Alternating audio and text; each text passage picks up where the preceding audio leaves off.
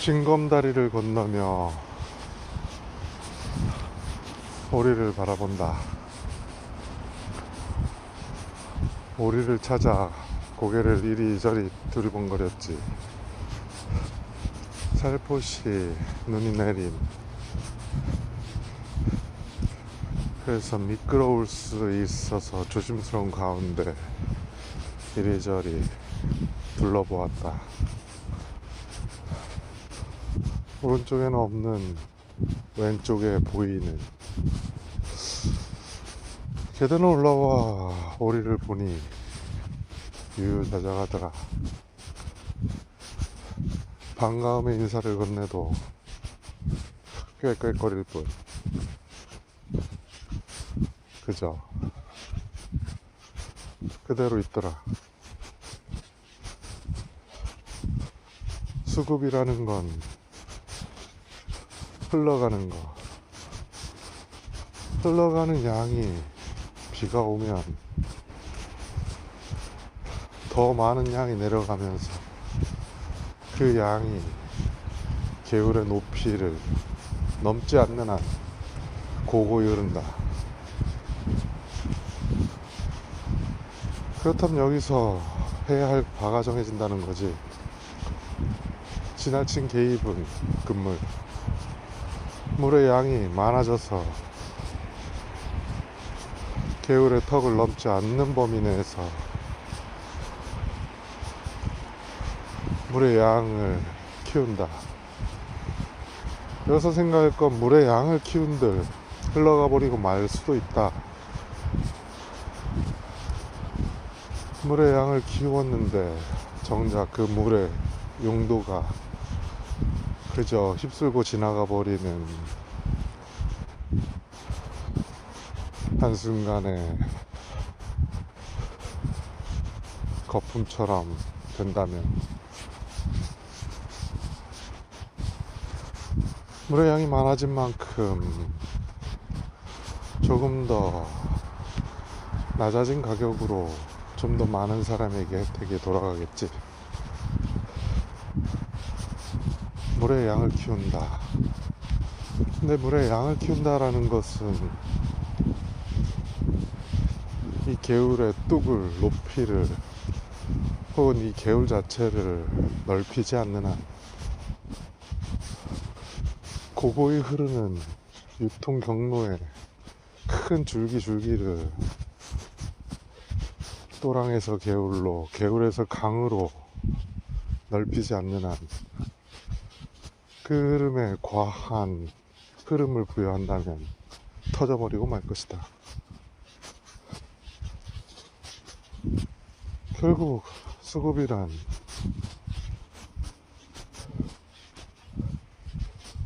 옆에서 관조할 때 흘러가도록 두는 것만 해도 충분할 수 있다. 전제. 그냥 두고 본다. 그런데 여기에서 양적 흐름에 따라서 가격이 넓히니 이것이 주변에 영향을 끼친다라는 거지. 그러면 결국 되돌아가서 수급의 안정을 꾀하겠다라는 말로 된다. 수급의 안정은 물줄기가 어떤 건 개울이고 어떤 건 또랑이고 어떤 건 강이다 이거지. 개울이 흘러 강으로 모여들듯이 개울의 굵기를 강의 굵기만큼 넓힌다면 그 개울이 강만큼 넓혀졌을 때 흐름이 물의 양이 그만큼 되지 않으면 견디기 힘들걸? 그러니까 한 번에 확장 공사를 하면 안 된다는 거야. 자연스럽게 그리고 튼튼하게 무너지지 않도록.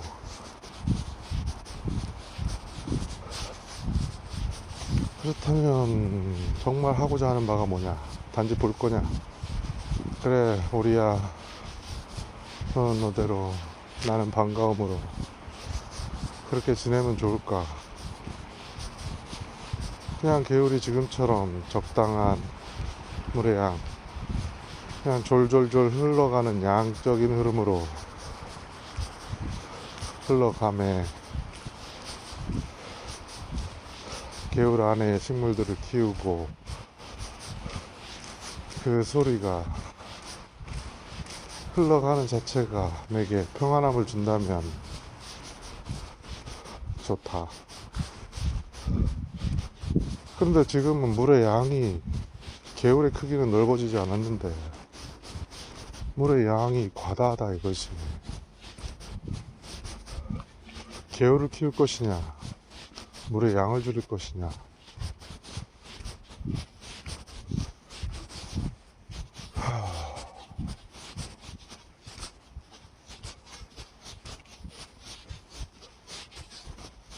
물의 양을 잠시 막아 혹은 우회하도록 해서 흘러가도록 둔 다음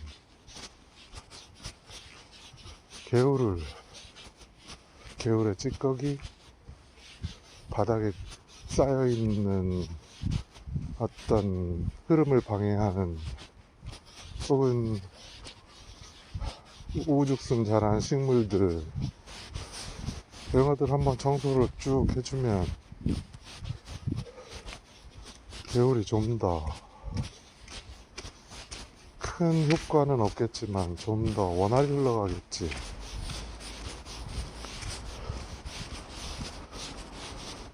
우회하도록 한다. 이것 또한 큰 판단이 필요한 일이고, 잠시 한쪽을 막아 한쪽부터 공사한다. 아마 이런 방식으로 하겠지.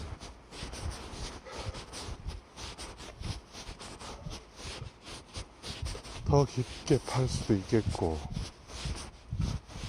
막지 않고 잠시 혼탁하게 더러워진다고 한들 퍼내고 공사하고 넓히고 나가는 작업을 끊임없이 한다면 위에서 밀어 내려오는 부유물, 찌꺼기, 쌓여가는 어떤 퇴적토, 그런 것들을 한번 싹 정리해주면 물의 흐름이 좀 나아지지 않을까. 다만 물의 흐름이, 그래서 질문을 던져야 된다 이거지.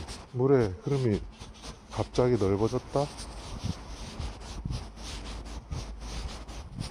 뚝에 경계 닿을 만큼 높아졌다라는 거야? 물의 흐름이 많아졌다? 이걸 뭘로 보느냐에 따라 접근 방식이 달라진다 이거지.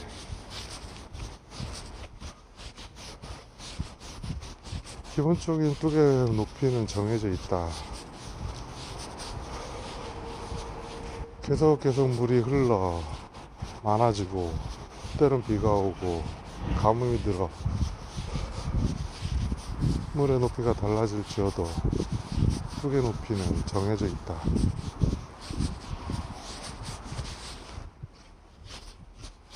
지금은 어떤 상황이냐 이거지. 정말로 물의 양은 우상화하면서 늘었다 이거야. 그래서 버틸 만큼 개울의 높이에 차지 않아서 버틸 만큼 흘러간다. 좋은 시나리오지. 아직 여유가 있다 이거야.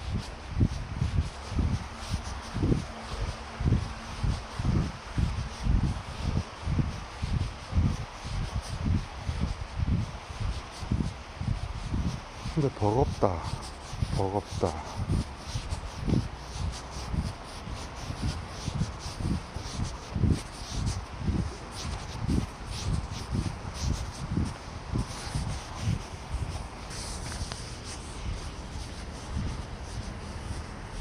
물의 양이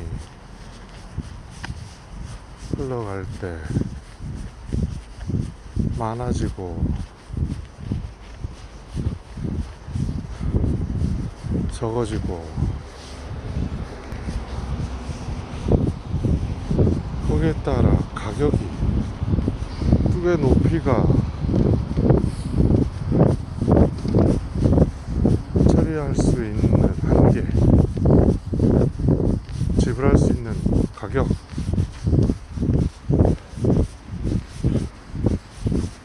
그러니까 물의 양과 뚝의 높이는, 농가 입장에서는 물의 양과 뚝의 높이는 기대 수익, 유통도 마찬가지지.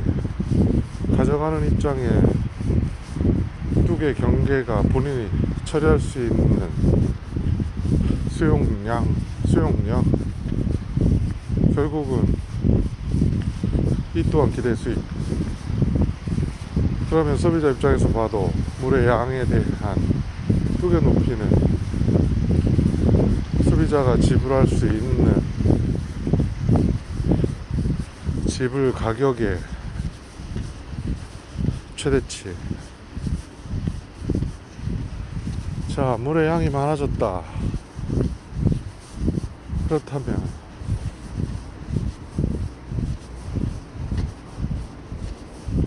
물의 양이 많아졌어. 물의 양이 많아졌어. 많아지는 만큼 뚝의 높이에 다다를수록 기대 수익은 낮아진다는 거지. 반대로 흘러간다. 소비자가 지불할 여력, 소비자가 지불할 맥스 혹은 최저한, 그러니까 결국 뚝의 높이만큼의 수익을 누가 가져가냐라고 볼 때, 물의 양이 늘어난 만큼 농가가 가져간다면 물결이 이는 풍랑 속에 뚝의 높이는 결국 소비자가 지불할 수 있는 최대치, 결국 물의 높이는 농가가 가져가, 나머지는 유통이 가져가. 그렇다면 공급량이, 그러니까 물의 양이 많아지면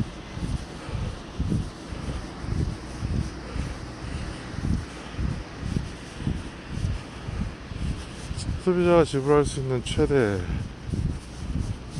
가격에서 점점 밑으로 내리겠지. 물의 양이 높아진 만큼 기대 수익은 작아진다. 뚝의 높이를 키워 2배, 3배 높이지 않는 한, 그렇지만 어디 그런가, 시장이라는 것이. 그래서 지금 접근하려고 하는 각각의 사람들이 농사를 짓건 유통을 하건 소비를 하건 일정한 주기를 두고 행동이 반복된다. 일주일이든 한 달이든 어떤 기념일이든 어떤 식으로든 어떤 상황에서 뭔가를 하는 것들이 1년을 기준으로 계속 월 단위로 반복이 된다. 사람마다 다를 뿐. 그러면 결국 농가의 행동이 송아지를 낳게 출생 신고를 하게 되고, 송아지가 출생했을 때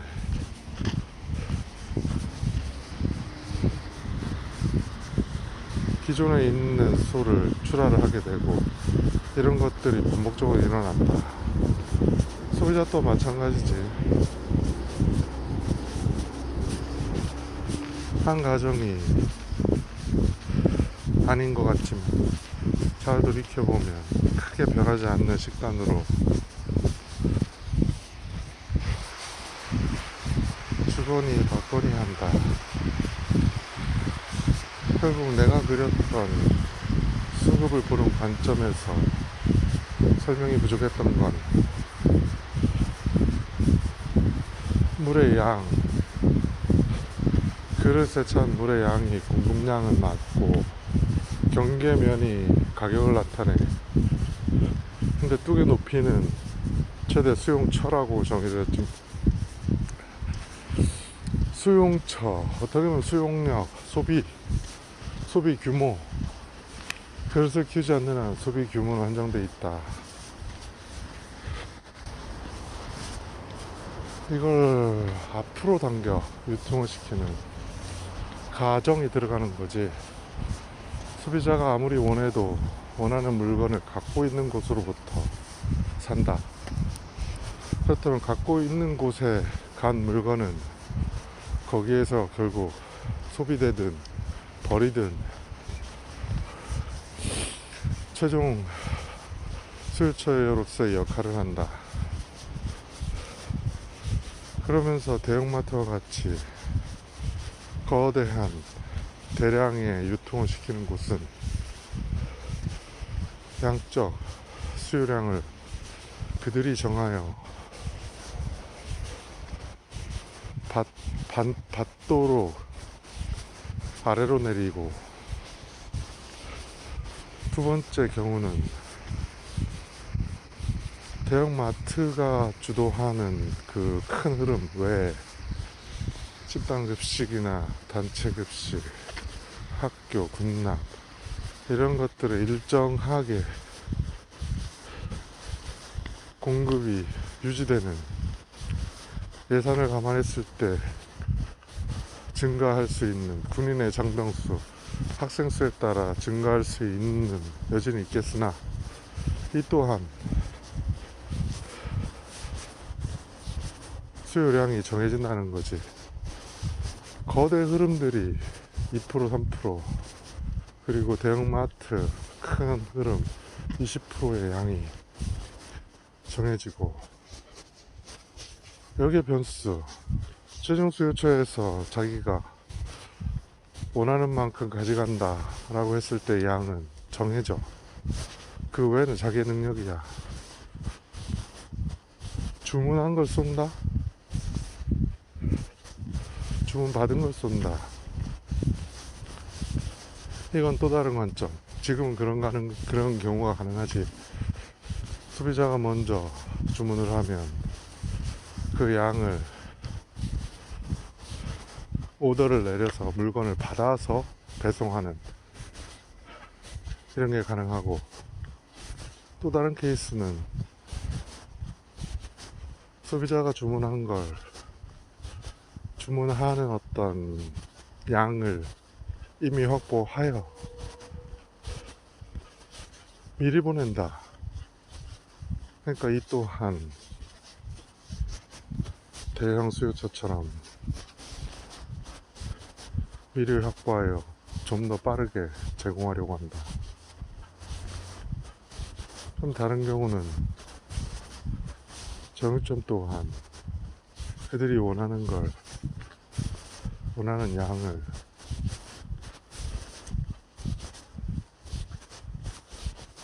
일정한 양을 정해서 주문하여 가져간다. 양은 적을지언정 그들의 움직임이 아주 작지만 큰 양일 것이고, 퍼져 있는 만큼 미세하게 나눠지겠지만,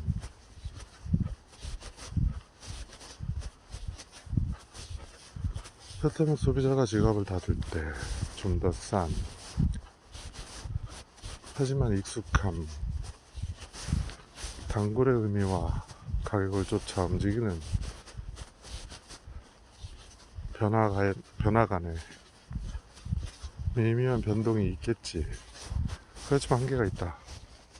가격이 떨어지든 올라가든 같이 움직이는 경우가 있기 때문에 결국엔 소비자 입장에선 익숙한 것을 쫓게 된다.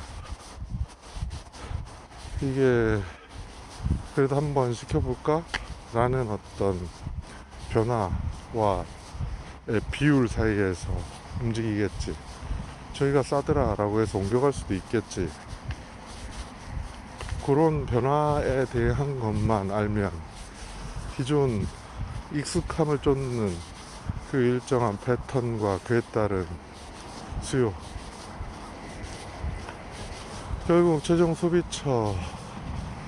소비하는 곳에서 그 앞으로 요구한 그것들이 누군가에게 받을 때 그 흐름이 개울이냐 또랑이냐 강이냐 따라서 양적 흐름은,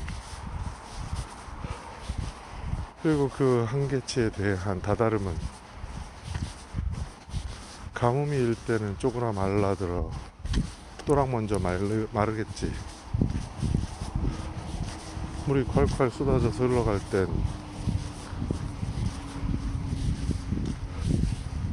또랑 먼저 넘쳐 흘러버리겠지. 그럼 소비자가 지불할 수 있는 한계를 넘어섰어. 그렇다면 어디로 가?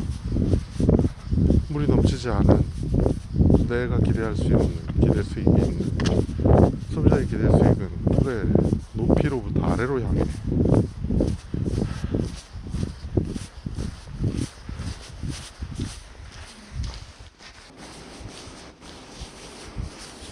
그러니까 또랑과 개울과 강, 그리고 우리는 바다를 만나지.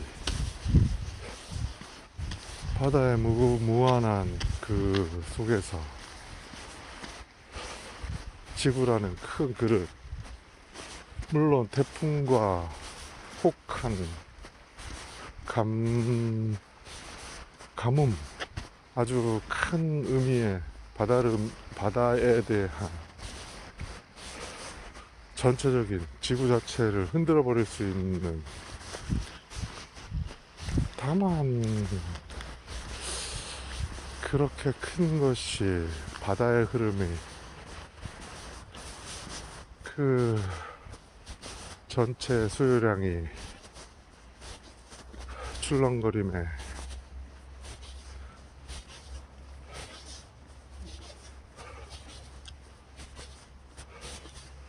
바다 자체가 줄어들어. 바다의 물이.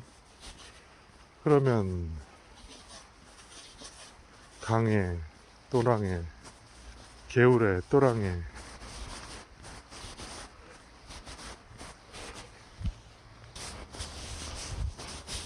계속 말라 버리겠지. 바닷물의 양을 가지고 움직이는. 좋아. 여기는 일단 빼. 거대한 물건의 흐름이 이제 수입의 수출국가 입장에서 보는 거지.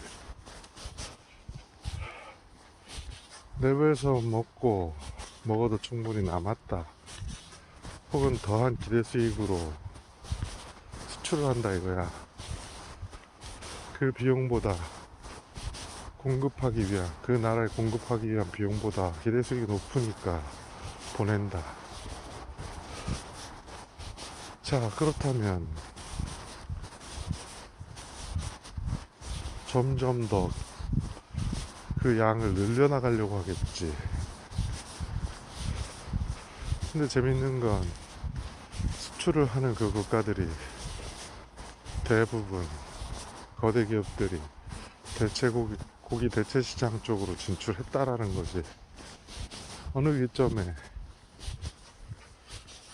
고기의 수출보단 대체 고기의 수출을 늘릴 수 있다.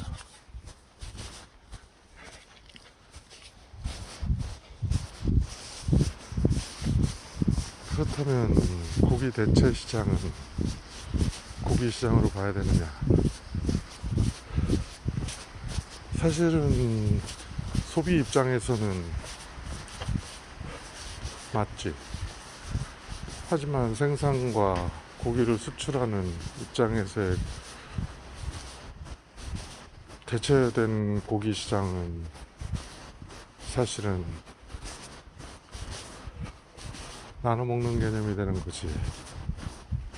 왜냐하면 개울에 뚝을 높이지 않는 한이라고 했잖아.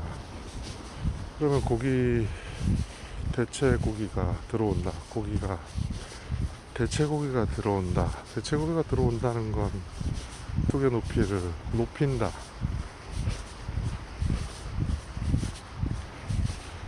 소비자의 지불 가격을 높인다라는 건데, 결국 최대치를.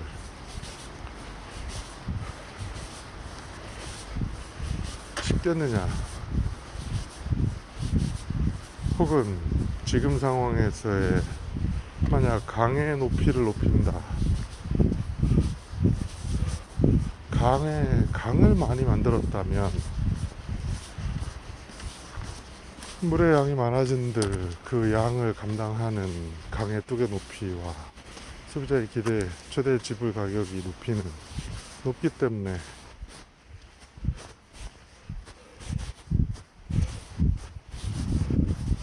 해체고기 시장이 들어와서 그 양을 더하면서 기존의 고기 시장을 가져가도 결국 물의 양은 강둑의 높이만큼 이르른다면 강조차 버티지 못하는 거지. 강둑의 높이를 높이지 않는 한, 혹은 물의 양을 줄이지 않는 한.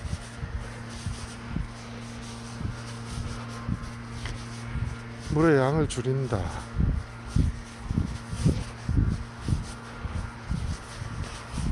물의 양을 줄인다.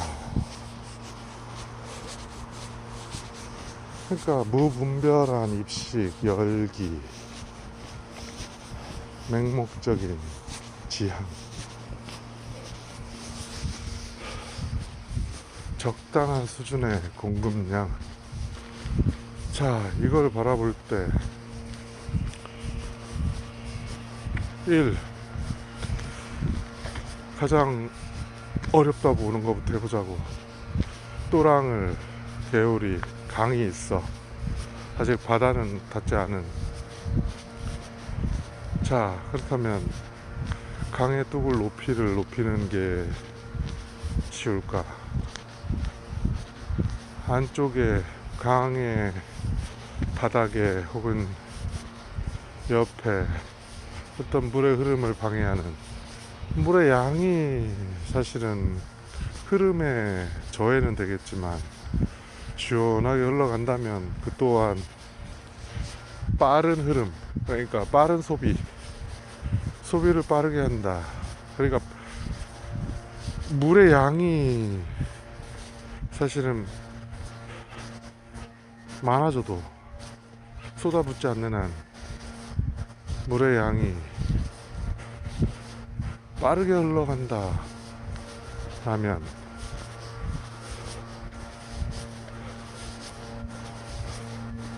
조금 더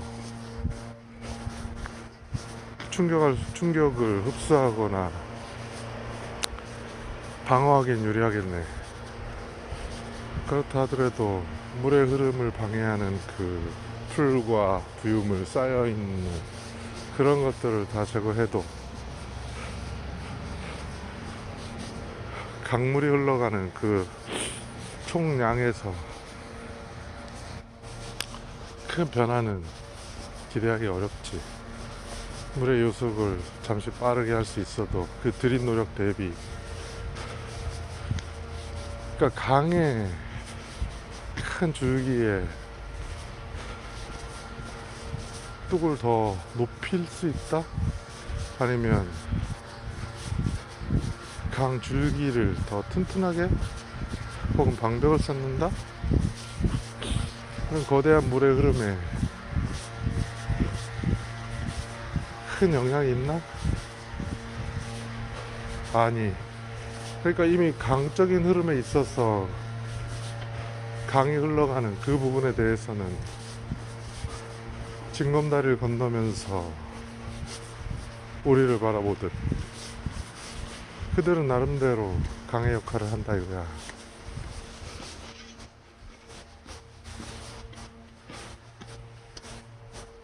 자, 그렇다면 여기서 할 수 있는 게 뭘까? 또랑을 개울로 만들거나 개울을 강으로 만들면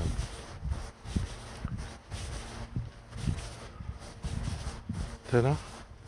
근데 이미 산 꼭대기에서부터 시작된 각각의 그 물줄기들이 또랑이 모여 개울이 되고 개울이 모여 강이 되었다.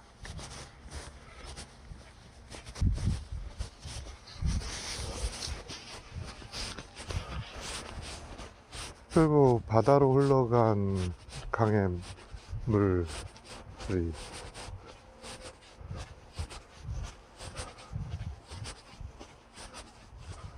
각각에 연결되어 있는 이 물줄기들의 흐름을 누군가 유속을 빠르게 해도 그 부분의 양적 흐름이 좀 더 원활할 뿐 전체량에서 변화는 꾀할 수 있어. 다시 개울이 생겨. 이 개울이 또랑이 생겨. 개울이 되어 다시 다른 가지로 갈래로 물의 흐름이 흘러도 총량적인 흐름에 있어서 사실상 지금 고려할 건 강을 만들거나 강의 바닥을 긁어내거나 개울을 강처럼 튼튼하게 하거나 또랑을 개울처럼 좀 더 확장된 흐름으로 만들거나. 왜냐면 물의 양이 각각에 흘러 들어갔을 때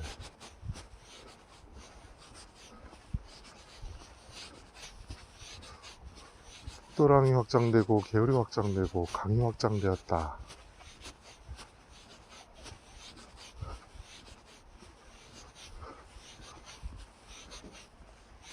그렇다면 소비자가 지불할 최대 가격의 높이가 높아졌다.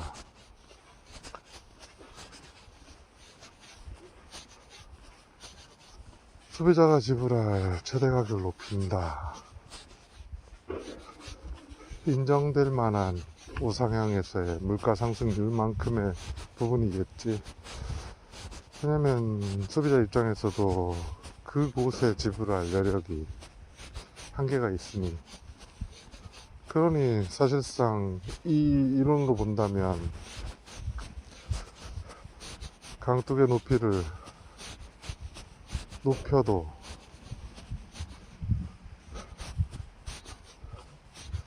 소비자의 지불 가격의 최대치가 높아졌을 뿐 사실상 그 흐름이 원활하다고 보더라도 그 들인 노력이 어떤 외부 힘, 물의 양이 갑자기 늘었을 때 그 힘을 지탱할 수 있는 힘, 그러니까 유통의 힘, 그러니까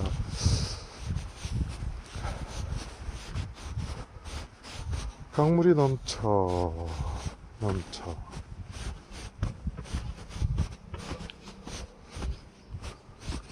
그 흘러 넘쳐서 넘친 만큼의 공급량만큼 그 양만큼 쓰러지겠지, 사라지겠지. 그죠? 그냥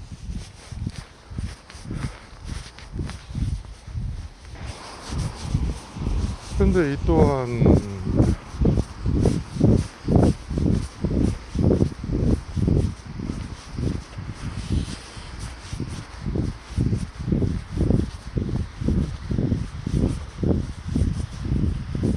수입된 양과 생산된 양이 넘쳐 뚝의 높이가 높아지지 않는데 멈췄다. 그럼 소비자는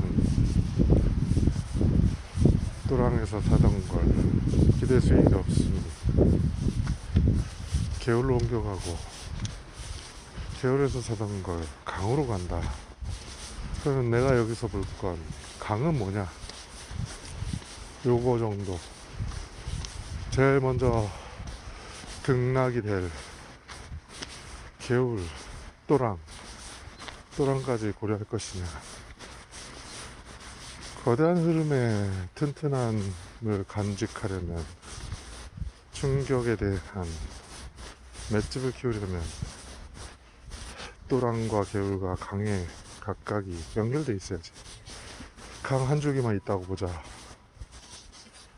그 양적 흐름을 감당하기가 분산되지 않은 물의 양이 금세 뭐라고 할까 충격에 물의 양적 흐름에 강둑이 무너지거나 오히려 물의 유속을 버티거나 하는 자생식물 혹은 벽을 견고히 하기 위한 노력, 이런 것들이 더 많이 들어갈 수 있어. 그러니까 여러 강을 바다로 가는 여러 강을 여러 개를 만들고 그 강에 연결된 개울, 또랑을, 가지를, 장가지를 많이 칠수록 물의 양이 분산되기 때문에 각각이 자기가 버틸 수 있는 강의 두께, 힘, 여력만큼만 하면 된다. 그러니까 사실상 장가지, 또랑이 날아갔을 때 그것까지 고려해야 되느냐, 아니면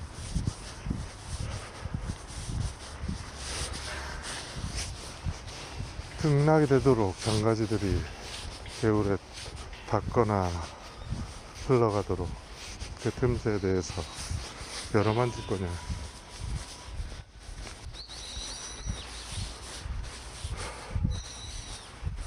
그리고 수급의 어떤 관점에서 볼 때 알아야 될 건 현재 강, 개울, 또랑 이 얼마만큼 구축되어 있느냐. 단지 강이 하나냐? 하나는 아닐 것 같은데, 그럼 두 개? 두 개보단 많을 것 같아. 그러면 강의 흐름을 역할하는 것이 4개 혹은 10개, 그리고 거기에 연결된 개울과 거기에 연결된 또랑이 있다. 자, 그러면 우선 알아야 되겠지. 왜냐하면 강 하나에 접근하는 방식과 강이 여러 개와 관계 속에서 접근하는 건 또 달라.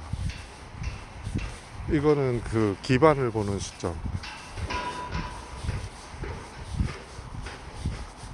그러니까 여기서 또 관점이 또 바뀐단 말이지. 공급과 수요와 외부임의 관점에서 이건 말 그대로 물줄기 흐름처럼 공급량은 수요량에 닿는다라는 걸 굳이 흐름상에 나눠서 봤을 뿐인데, 지금 내가 본 이 관점은 결국에 대형마트에서 주문한 양은 유가업체가 농가로부터 사다가 납품을 한다. 근데 사는 과정 중에 품질이 일정 이상 돼야 되니 경매시장을 통해 매입을 한다. 그냥 모험을 할 수 없으니. 이게 기본 일반적인 큰 흐름의 한 줄기.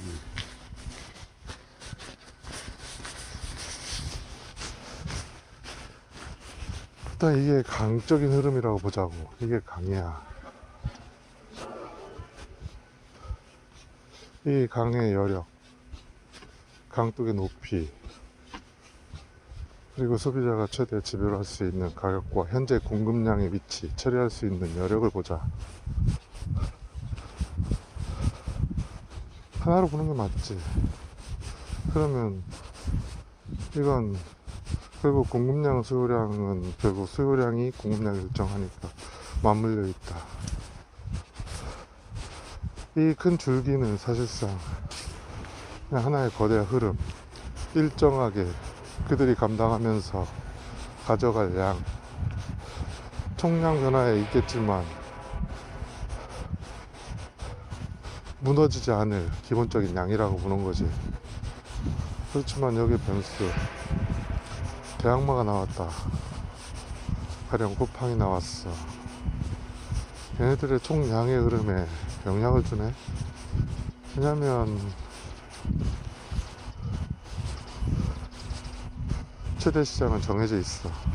강이 아무리 두꺼워도 다른 강이들 혹은 개울이 강처럼 커가는 과정에서 이 강의 물의 양을 낮춘단 말이지. 그러니까 할인 행사나 유인책을 더 껴야 되겠지. 소비자의 최대 지불 가격은 높음에도 불구하고 물의 양이 주니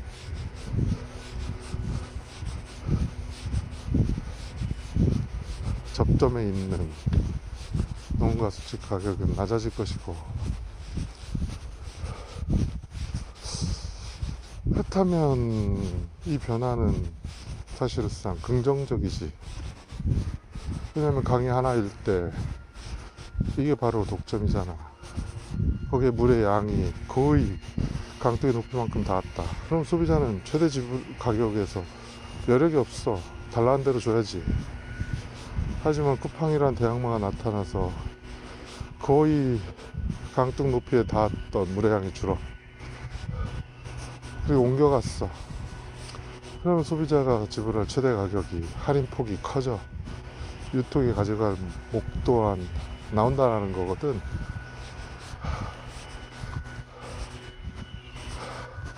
재밌지? 좋아.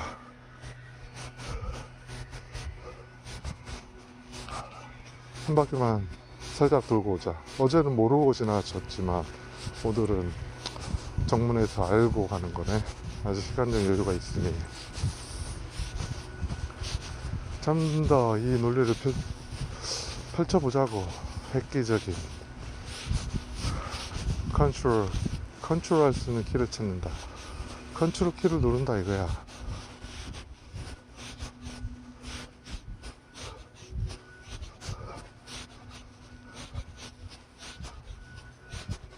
컨트롤 키를 눌러서 R 혹은 P 혹은 D, 어떤 단추를 누를지는 더 봐야 되겠지만 맥락이 정리가 되고 있어. 이를 어떻게 보여줄 것이냐. 수요 공급과 외부 힘 관점에서 일반적으로 풀어낼 것이냐, 혹은 지금처럼 거대한 흐름에 공급과 수요량이 정해져 있으니 그 양적 흐름을 파악해서 하나씩 강을 정의하고 개울을 정의하고 또랑을 정의하여 거기에서 흐름, 외적인 것, 그 변화상에 대한 각각의 물의 높이, 강둑의 높이와 물의 높이를 관찰할 것이냐,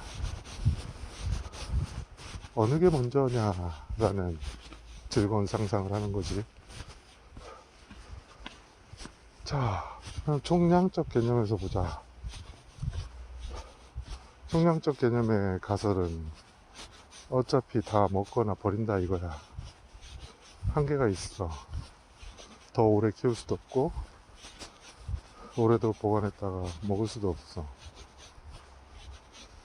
모든 게 한계가 있다. 그리고 싫어해. 바로 먹기를 원하지. 굳이 사서 먹을 수 있는 걸 냉동해 뒀다가 먹는 걸 즐겨하지 않아. 그러니 방향은 적당한 때 나오고 일정한 때 소비가 된다. 그게 끊임없이 이어진다. 그걸 누가? 강이, 개울이, 또랑이 그 역할을 하고 있다. 그 흐름의 양적 흐름은 일정하게 정해져 있을 것이고 흘러간다. 그 흐름을 관찰해서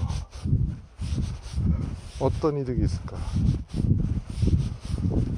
그걸 보고 싶어. 궁금해.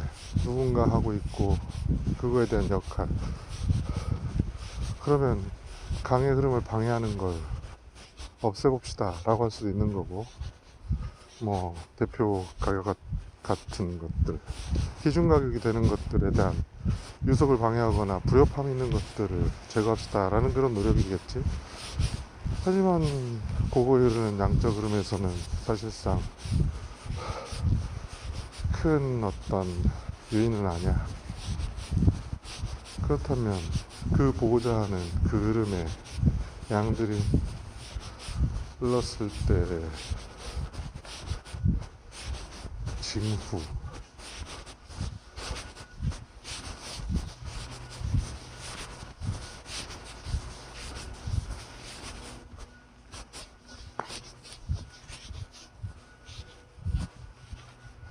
또랑이, 개울이, 강이, 공급량이, 물의 양이 뚝의 경계만큼 올랐다, 오르지 않았다. 올랐다면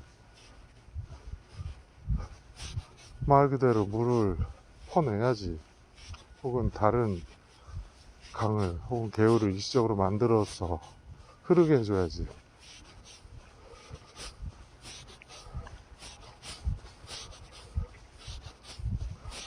물을 왜 강을 만든다. 이게 바로 프로토콜 비즈니스, 하나의 통섭이 개념이겠네. 물의 흐름을 강하게 하거나 낮춰가거나, 그렇다면 이미 하고 있는 걸 굳이 봐야 될까? 라고 할 때 접근. 자, 실효적이냐?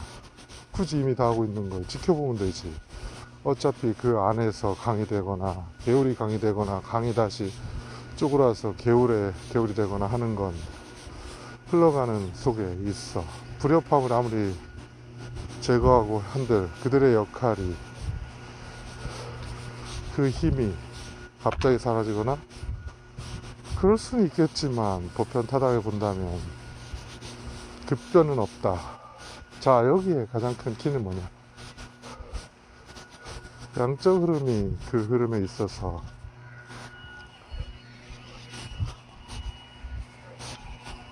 내가 지금 보고자 하는 게 정말 누가 얼마만큼 하고 있느냐라는 건 호기심에서의 출발. 그럼 내가 정말 봐야 될 건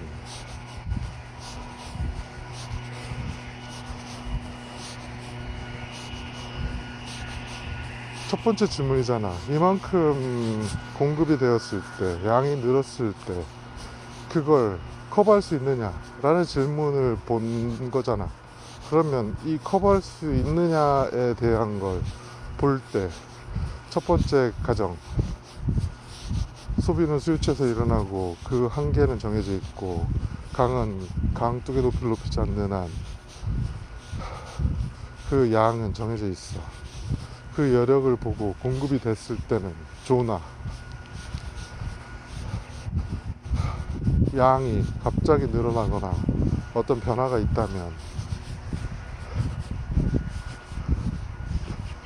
공급이 아무리 많아도, 아무리 많아도가 아니라 많아지면 범람해서 먹기야 먹겠지만 범람한 물량만큼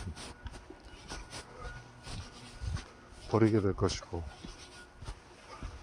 소비자는 어떤 이유에서간, 그러니까 범람하도록 둬야 되나? 여러 질문들을 던져봅시다. 내가 원하는 바가 뭐냐? 뭘 보고자 하느냐? 양적인 흐름을 먼저 예측을 하느냐?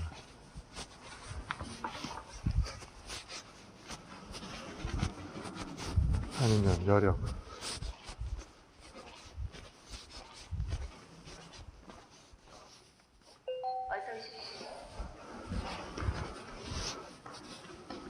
여러 과정들이 들어가 있지. 결국은 감당할 만하다면 양적인, 공급 양적인 부분을 조절할 필요가 없다라는 게 되는 거고,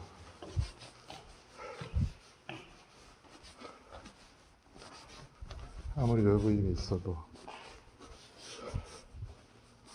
그들의 생계가 무너지지 않는 한 기대 수익 활동을 할 거니까.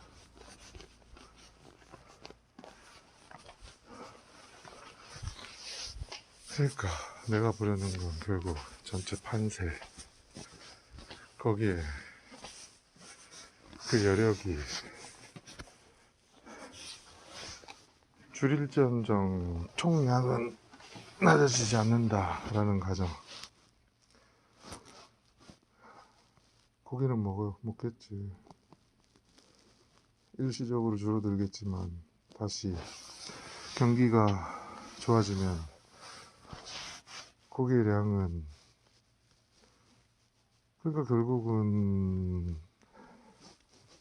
총량 개념에서의 소비량,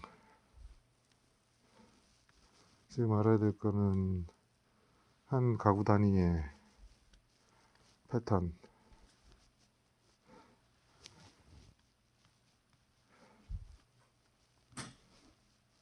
물가가 높았을 때나 가게가 힘들었을 때 그 기본적인 소비량, 그리고 늘릴 수 있는 양, 그리고 견딜 때의 최소량, 그 량이 모여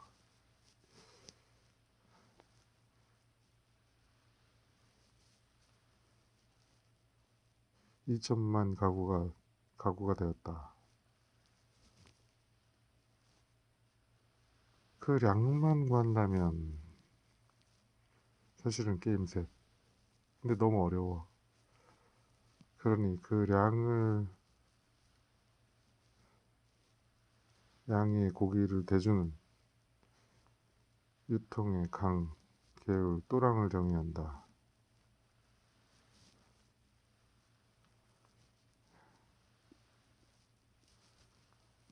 왜냐면 결국은 그 량의 변화는, 가구의 소비는 어디에선가 소비가 일어난다는 거지. 100%가. 그럼 그 100을 잡는다라면 일단 알고 있는 건 총량적인 흐름은 알고 있으니 얼마만큼 중간에서 또랑이 돼서 개울이 되어 강이 되어 흘러갈지는 몰라도, 아니지, 강에서 개울로 강으로 또랑으로 흘러가겠지.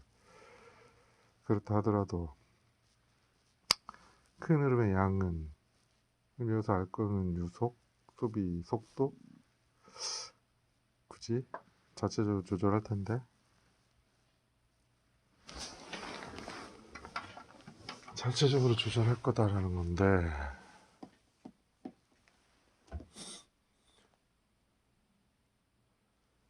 아무튼 일단은 하나하나 앞으로 가야 된다는 거지. 다시 가정을 되짚어 보면 생산된 건 다 먹는다. 누군가 팔지 못해 망할지라도 결국엔 다 먹는다.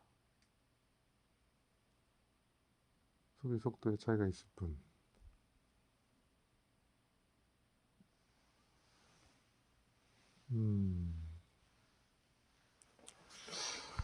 고민거리가 많네.